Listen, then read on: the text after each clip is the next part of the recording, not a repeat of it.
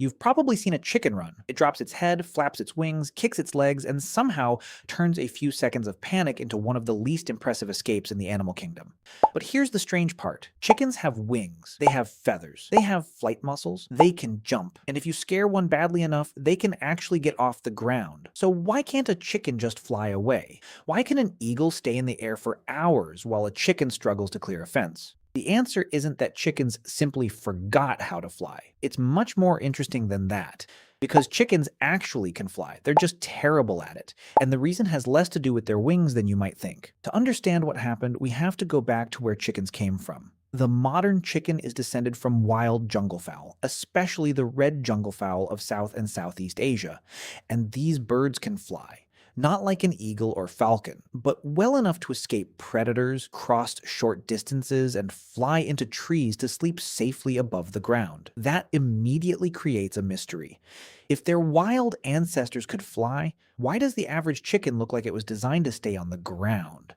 The first clue is weight. Flight is brutally expensive. To get an animal off the ground, its wings have to generate enough lift to overcome gravity, and the heavier the animal becomes, the harder that gets. A wild jungle fowl is relatively light, compact, and athletic. A modern chicken can be very different. For thousands of years, humans didn't raise chickens because we wanted miniature flying machines. We raised them for food and eggs. Generation after generation, humans favored chickens that grew faster, became heavier, produced more meat, or laid more eggs. The result was an animal increasingly good at doing exactly what humans wanted. But there was a trade-off. The body became heavier, the breast became larger, and the wings that once supported short bursts of flight were no longer enough to keep that heavier body airborne. Imagine taking a sports car and filling it with concrete. The engine is still there, the wheels are still there, it might even move, but you have completely changed what it can do. That is roughly what happened to many domestic chickens. Their wings didn't disappear. Their ability to generate enough lift for sustained flight simply became less useful as their bodies became heavier. But weight isn't the whole story. Chickens are also built differently from birds that spend most of their lives in the air. Their bodies are compact, deep, and heavily muscled. A huge amount of their mass is concentrated in the torso, and flying birds need an efficient relationship between body weight, wing area, and muscle power. A chicken has wings, but those wings are relatively small compared with the mass they have to lift. So when a chicken flaps, it can generate enough force for a short burst. That's why a frightened chicken can suddenly launch itself several feet into the air. It can clear a fence, reach a low branch, or travel surprisingly far when it really has to.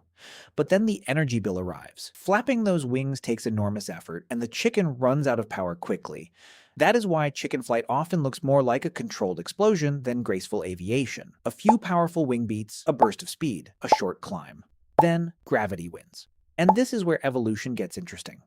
Being bad at long-distance flight isn't necessarily a disadvantage if you don't need to fly long distances. A wild chicken doesn't need to cross an ocean or migrate thousands of kilometers. It mainly needs to survive long enough to reproduce. For a jungle fowl, short bursts of flight can be enough. If a predator appears, the bird can explode upward, cross a gap, disappear into vegetation, or reach a tree branch. That's a completely different strategy from an eagle. An eagle is built around sustained flight, a chicken is built more around sudden escape, and once humans began domesticating chickens, even that limited flight became less important. Think about what a wild chicken has to deal with. Predators, food shortages, competition, large territories, roosting in trees, and constant movement. Now compare that with a farmyard. Food is nearby, shelter is nearby. The bird doesn't need to travel huge distances to find its next meal. And if humans keep breeding birds that are heavier and more productive, there is very little pressure to preserve excellent flight ability. In fact, from a human perspective, a chicken that flies extremely well can be annoying. You don't want livestock disappearing into trees every evening. You don't want birds escaping over fences. And you don't want an animal bred for meat spending its energy maintaining an athletic body. So the traits humans valued pushed chickens in almost the opposite direction from a flying bird. More meat, more eggs, faster growth, less energy wasted on unnecessary movement, and eventually you get something that looks almost ridiculous from an aviation perspective. A bird with wings that doesn't really use them for what we normally think wings are for. And this creates one of the strangest examples of artificial selection. Humans didn't sit down one day and decide, let's make chickens unable to fly. Nobody needed to. We simply kept choosing the traits we wanted, and flight became less important with every generation. This is one of the biggest misunderstandings about domestication. Humans don't always directly remove a trait. Sometimes we change the environment so completely that the trait stops being useful, then select for other traits. Eventually, the old ability becomes weaker. It's not that the chicken made a conscious decision to give up flying. Its ancestors lived in a world where flight mattered. Modern domestic chickens live in a world where humans mostly decide what matters. That's why a chicken can sometimes surprise you. A bird that spends its life walking across a yard can suddenly launch itself over a fence when something scares it. For a few seconds, you see a completely different animal. The wings spread, the feathers snap open, the legs pull upward. The bird gains altitude, and for a moment it looks like the flying animal its ancestors once were. Then it lands, usually awkwardly, and goes back to walking.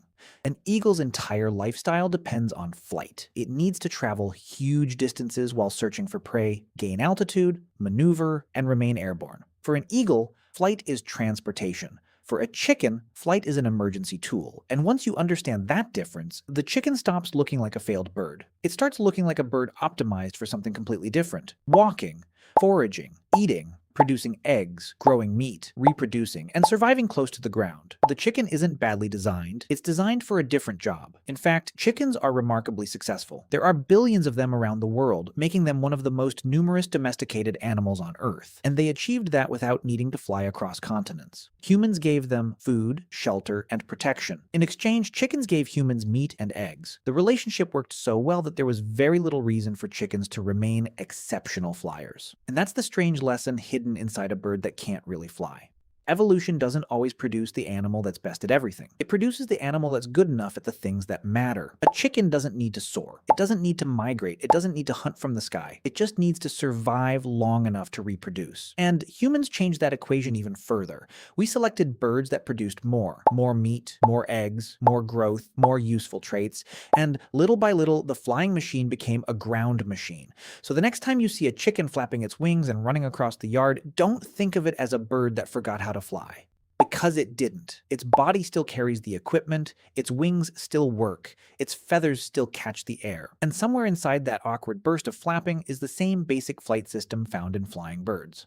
The difference is that a modern chicken has been carrying more weight for generations in a world where nobody really needed it to leave the ground. And maybe that's what makes chickens so fascinating. They are birds that still have wings, still have feathers, and still have the ability to fly. But after thousands of years living alongside humans, flight simply stopped being the most important thing a chicken could do. So when a chicken jumps, flaps wildly, rises a few feet, and crashes back onto the ground, it's not failing at being a bird. It's showing you what happens when evolution, domestication, and human selection turn a flying animal into something that was never really meant to fly very far. The chicken didn't lose its wings. We changed what those wings were for.